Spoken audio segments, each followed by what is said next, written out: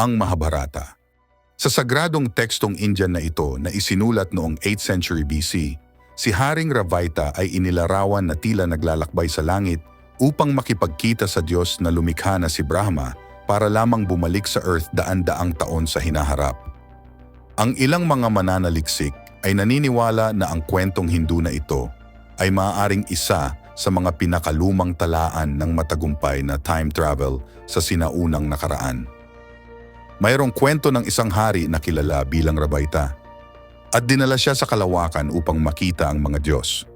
At nang bumalik siya sa Earth, nalaman niyang maraming panahon na ang lumipas at ito ay daan-daang taon na. Ito ang uri ng bagay na nangyayari sa mga manlalakbay sa kalawakan at sa paglalakbay din sa oras. Akala mo ay nawala ka lang ng ilang araw. Ngunit pagbalik mo sa Earth, nalaman mong nawala ka ng daan-daang taon. Tulad ng alamat ng Chaco Canyon, ang mga katulad na kwento ng paglalakbay sa oras ay matatagpuan sa bawat sulok ng sinaunang mundo. Sa Japan, ang alamat ni Urashima Taro ay nagdetalye ng pagbisita ng isang mangingisda sa tagapagtanggol na Diyos ng dagat, si Ryujin, sa isang palasyo sa ilalim ng dagat sa loob ng tila 3 araw lamang. Pagbalik niya sa kanyang fishing village, nalaman niyang 300 taon na siyang nawawala. At wasak na ang kanyang bahay. Lahat ng kakilala niya ay matagal ng patay. Walang nakakaalala sa kanya o sa kanyang pamilya. At sa Bibliang Hebreo, ang mga paglalarawan ng propetang si Jeremias sa Jerusalem ay halos katulad ng 2 ulat na ito ng paglalakbay sa panahon. Maging sa Biblia, nakaupo si Propeta Jeremias kasama ng ilan sa kaniyang mga kaibigan. At may isang batang lalaki, ang kaniyang pangalan ay Abimelech. At sinabi ni Jeremias kay Abimelech, "Lumabas ka sa Jerusalem, sa may burol, at mangolekta ka ng mga igos para sa amin." Lumabas ang bata at kinuha ang mga sariwang igos. Biglang narinig ni Abimelech ang ilang ingay at hangin sa tainga at siya ay nawalan ng malay.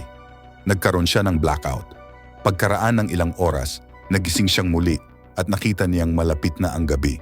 Kaya tumakbo siya pabalik sa lipunan at ang lungsod ay puno ng mga kakaibang sundalo. At sabi niya, "Anong nangyayari dito? Nasaan si Jeremiah at ang lahat ng iba pa?" At sabi ng isang matandang lalaki, "Iyon ay 62 years ago." Ito ay isang kwento ng paglalakbay sa oras na nakasulat sa Biblia. Southern Egypt, Agilkia Island.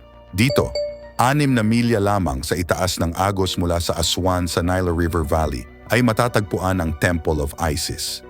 Itinayo noong 4th century BC, ang templo ay isang sentro ng pagsamba para sa Egyptian na diyosa ng pagkamayabong at kalikasan hanggang sa 6th century AD. Si Isis ang naging pinakamahalagang diyos na mayroon ang sinaunang Ehipto. Siya ay ikinasal sa kanyang kapatid na si Osiris. At magkasama, sila ang naging sikat na mag-asawa kung saan gustong maging katulad ng lahat. Siya ay nakikita bilang isang simbolo ng buhay, samantalang si Osiris ay nakikita bilang ang Diyos na namamahala sa kamatayan. Kaya't buhay ka man o patay ka na, palagi kang makikilala kay Isis at Osiris.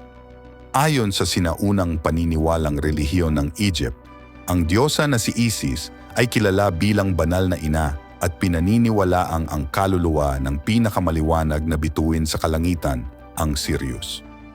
Sa mga sinaunang Egyptian, si Osiris ay Orion. Ang konstelasyon na iyon ay talagang isang literal na buhay na sagisag ng dakilang Diyos na si Osiris. Si Sirius ay ang representasyon ng kanyang asawa, kapatid na babae at asawa, si Isis. Habang magkasama, ang dalawang iyon ay mahalagang pinasiyahan ng kalangitan at ang buhay ng mga taga-Ehipto mismo.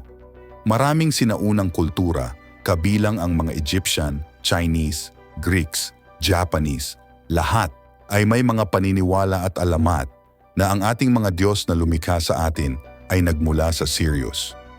At ang bituin na ito ay isang napakahalagang bituin sa halos lahat ng sinaunang kultura. Ang kaalamang ito ay orihinal na lumitaw sa sinaunang Egypt at sa Africa kasama ang tribong Dogon na nagturo na ang mga nilalang ng liwanag ay nagmula sa Sirius at lumikha ng sangkatauhan. Malinaw na napakaraming kultura ang nagtataglay ng impormasyon tungkol sa Sirius at itinatangi nila ang Sirius bukod sa lahat. At wala itong kinalaman sa liwanag nito. Ito ay may kinalaman sa katotohanan na kahit papaano ay responsable ang Sirius sa pagpapadala sa atin ng mga emisaryo na nagtuturo sa atin.